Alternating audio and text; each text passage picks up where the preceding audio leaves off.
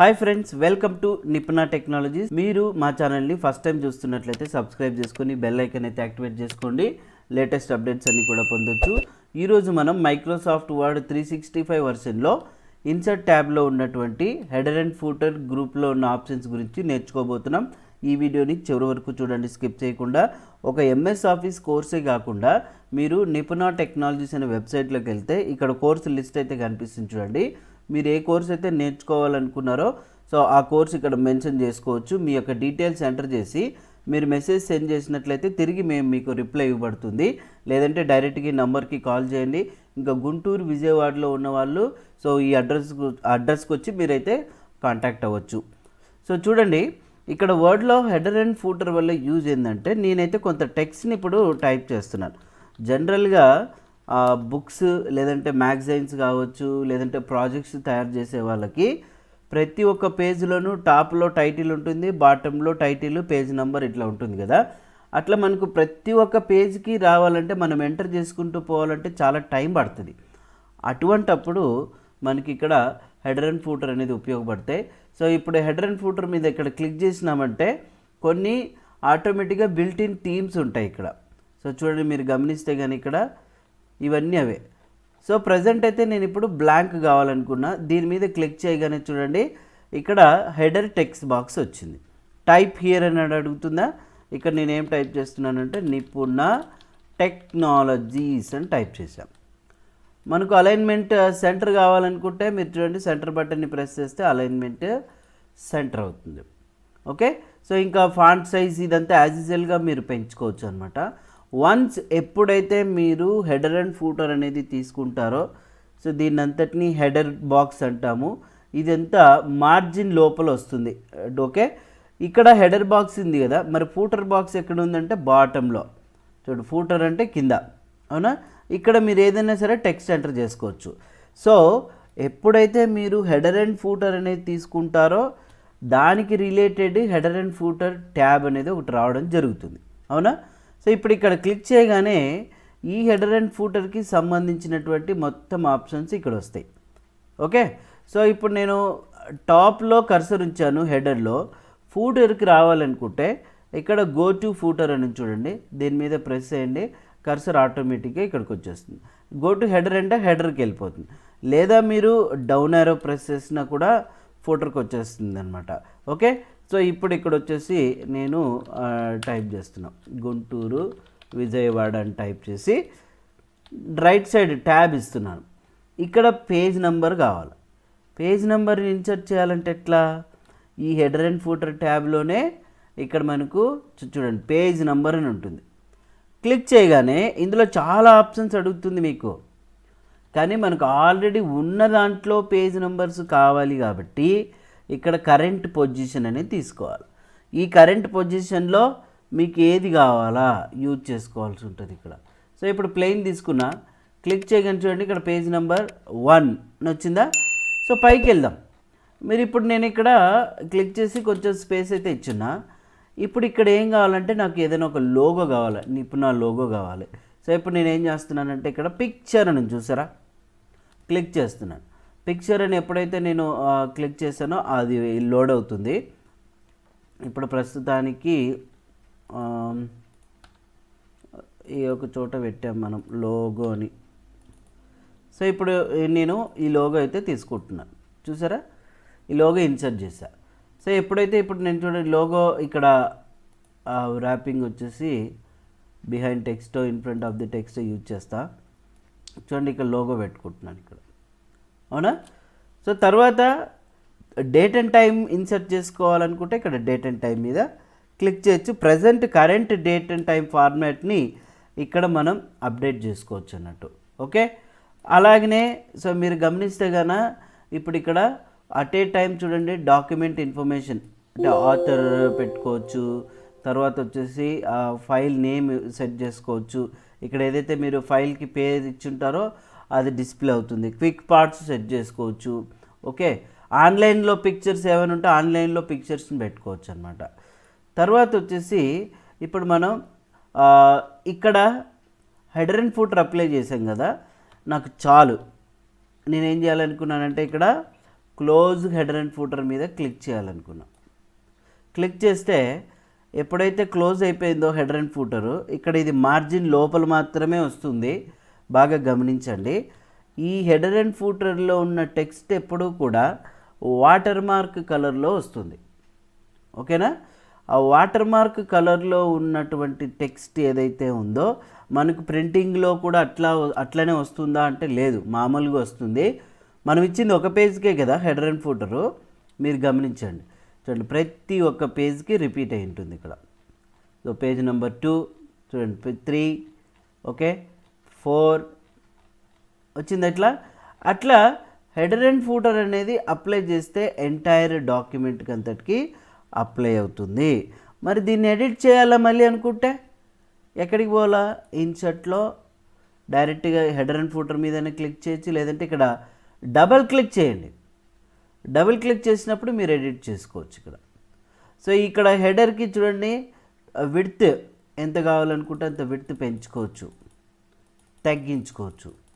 Okay, ఫూటర్కి ఎంత ఉండాలి, footer from bottom నుంచి ఎంత ఉండాలి, కింద పెరుగుతూ ఉంటుంది మనకి ఇక్కడ చూడండి. ఓకేనా?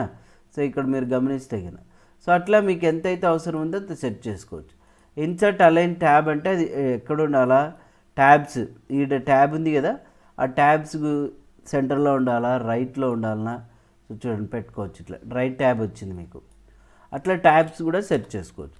ఇప్పుడు హెడర్లో ఉన్న టెక్స్ట్ వద్దు, లోగో వద్దు, తీసేయాలనుకుంటే సెలెక్ట్ చేయడం, డిలీట్ నొక్కడమే. మరి ఇప్పుడు నేను ఏం చేస్తున్నా, close header and footer use చేసిన. చూడండి ఏ పేజ్లో కూడా హెడర్లో టెక్స్ట్ ఉండదు, ఎగిరిపోతుంది అనమాట మొత్తం. ఓకే, మరి ఫూటర్లో కూడా తీసేయాలంటే డబుల్ క్లిక్ చేయండి, సెలెక్ట్ చేయండి, అదిగో మీరు backspace or delete press చేయండి, క్లోజ్ హెడర్ అండ్ ఫూటర్ అంటే సరిపోతుంది.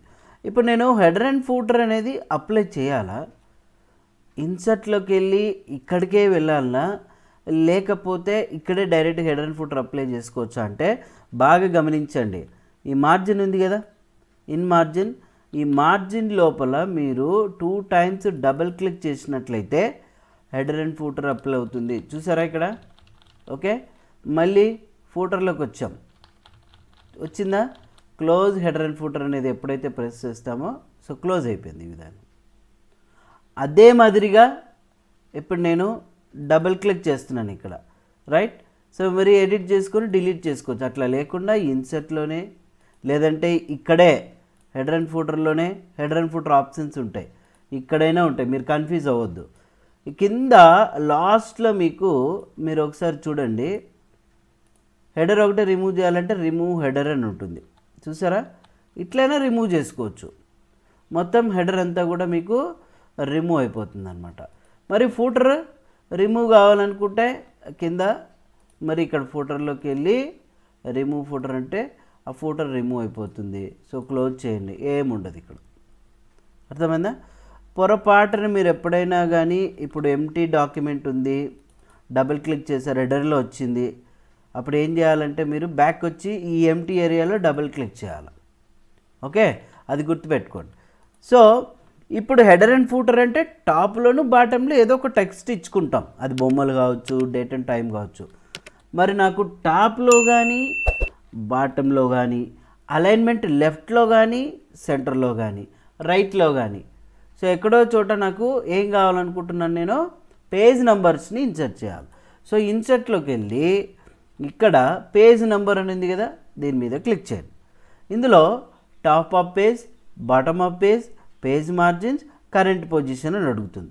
టాప్ ఆఫ్ పేజ్లో అలైన్మెంట్ లెఫ్ట్ కావాలా, సెంటర్లో కావాలా, రైట్లో కావాలా, ఇక్కడ ఇంకా స్టైల్స్ ఉన్నాయి చూడండి, మీకు ఏది కావాలంటే తీసుకోవచ్చు అనమాట. సో ఇప్పుడు నేను అలైన్మెంట్ సెంటర్ తీసుకున్నా టాప్ ఆఫ్ పేజ్లో, అదిగో పేజ్ నెంబర్ వచ్చిందా, రైట్?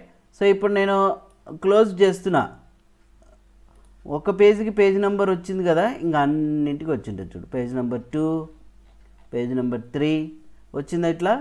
ఓకే, మీరు కన్ఫ్యూజ్ అవుద్దు, అరే హెడర్ అండ్ ఫూటర్ రిమూవ్ చేసినామంటే నేను అండూ చేశాను కాబట్టి అది వచ్చింది. చూడండి పేజ్ నెంబర్ అనేది ప్రతి ఒక్క పేజ్కి కంటిన్యూ అవుతుంది. లాస్ట్లో ఇప్పుడు నేను ఇక్కడ కంప్లీట్ అయిపోయింది. ఓకే, ఇన్సర్ట్లోకి వెళ్ళి పేజ్ బ్రేక్ కొడితే చూడండి page number 6 page break, page number 7 page break, page number 8 వచ్చిందా ఇట్లా. ఈ రకంగా సో మనం పేజ్ నెంబర్స్ని ఇన్సర్ట్ చేసుకోవచ్చు. ఓకే, సో తర్వాత వచ్చేసి వద్దు అని అనుకున్నప్పుడు ఏం చేయాలి, మీరు ఇక్కడ సెలెక్ట్ చేసి డిలీట్ అయినా నొక్కొచ్చు, పేజ్ నెంబర్స్లోనే రిమూవ్ పేజ్ నెంబర్ అంటే ఇక్కడైనా ఉంటుందండి, ఇన్సర్ట్లో అయినా రిమూవ్ పేజ్ నెంబర్ ఉంటుంది, ఎగిరిపోతుంది, గుర్తుపెట్టుకోండి. ఇప్పుడు నాకు పేజ్ నెంబర్స్లోనే 1, 2 వద్దు, ఏబిసిడీలు కావాలా, అప్పుడు ఇన్సర్ట్లో పేజ్ నెంబర్లో మీకు కావాల్సిన పొజిషన్ తీసుకోండి ఇక్కడ. ఓకే, పేజ్ మార్జిన్స్ అంటే మార్జిన్స్లో ఎక్కడ కావాలనేది ఉంటుంది, ఇక్కడ మీకు ఏదైతే పొజిషన్ ఉందో అది తీసుకోండి. ఇప్పుడు నేను 1 యూజ్ చేసే ముందు నాకు ఏబిసిడీలు కావాలి, అప్పుడు ఇక్కడ ఫార్మాట్ పేజ్ నెంబర్ అని తీసుకున్నా, క్లిక్ చేస్తే మనకి ఇట్లాగా ఫార్మాట్ అంటే పేజ్ నెంబర్ ఫార్మాట్ వస్తుంది. ఇందులో 1 2 3లా, ఏబిసిడీలా, రోమన్ లెటర్సా, ఏవి కావాలంటే తీసుకోవచ్చు. ఏబిసి తీసుకున్నాం అనుకో, ఇక్కడ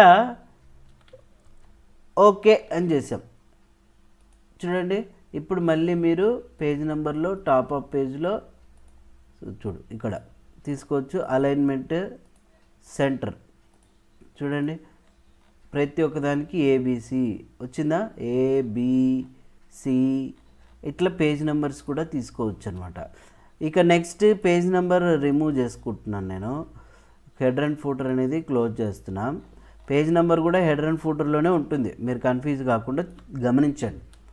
ఇప్పుడు 1 2 3లే కావాలి నాకు, ఇక్కడ 1 2 3లే కావాలా, కానీ 1 నుంచి వద్దు, స్టార్టింగ్ పేజ్ నుంచి 5 నుంచి మొదలు అవ్వాలనుకున్నప్పుడు ఇక్కడ స్టార్ట్ ఎట్ అని ఉంటుంది. చూడండి, పేజ్ నెంబర్ 5 అని తీసుకున్నాం, ఓకే బటన్ని ప్రెస్ చేసిన. ఓకే బటన్ని ప్రెస్ చేసిన తర్వాత ఇప్పుడు నేను ఇక్కడ ఏం చేస్తున్నానంటే డైరెక్ట్గా పేజ్ నెంబర్ చూడండి, క్లిక్ చేస్తే 5 నుంచి స్టార్ట్ అయిందా, పేజ్ నెంబర్ 5 6 7. ఇది పెద్దగా మనకేం అవసరం ఉండదు, కానీ తెలుసుకోవాలి కాబట్టి మీకు చెప్తున్నాను అనమాట. Okay, so header and footer అనేది ఈ టాపిక్ చాలా ఉపయోగపడుతుంది, మీకు బాగా గమనించండి. ఇకపోతే ఇక్కడ చూడండి, ఈ ఆప్షన్స్లో పేజ్ నెంబర్ అయినా మీకు బాగా యూజ్ అవుతుంది, బట్ ఇవి మాత్రం కంపల్సరీగా మీరు ప్రాక్టీస్ అయితే చేయండి. 1కి 2 సార్లు అర్థం కాకపోతే దీన్ని రిపీట్ చేయండి, వీడియోని మళ్ళీ వినండి, ప్రాక్టీస్ అయితే చేయండి. ఓకేనండి, సో మీకు ఎటువంటి డౌట్స్ ఉన్నా కూడా కామెంట్ చేయడం అయితే కూడా మర్చిపోద్దండి, కామెంట్ కూడా రిప్లై ఇస్తాము. ఇక ఎంఎస్ ఆఫీస్ కాకుండా వేరే కోర్సులు ఏమి నేర్చుకోవాలనుకున్నా మా నిపుణ టెక్నాలజీస్ వెబ్సైట్లోకి వెళ్ళండి. సో ఇక్కడ మీకు కావాల్సినటువంటి కోర్సు చూజ్ చేసుకోండి, ఇక్కడ మీ డీటెయిల్స్ ఇచ్చి ఇక్కడే కోర్సెస్ అయితే ఉన్నాయి, మెన్షన్ చేయండి, మీ యొక్క ఫోన్ నెంబర్తో సెండ్ చేయండి, మేము మళ్ళీ మీకు కాంటాక్ట్ అవుతాం. లేదు గుంటూరు విజయవాడలో ఉన్న వాళ్ళైతే సో ఇక్కడున్న లొకేషన్కి అయితే మీరు డైరెక్ట్గా ఇన్స్టిట్యూట్కి వచ్చి కాంటాక్ట్ అవ్వచ్చు అనమాట. సో చూసారు కదా, మరి ఇట్లాంటి అప్డేట్స్ కోసం అయితే ఇమీడియట్గా సబ్స్క్రైబ్ అయితే చేసుకోండి, షేర్ చేయండి, లైక్ చేయండి. Thank you.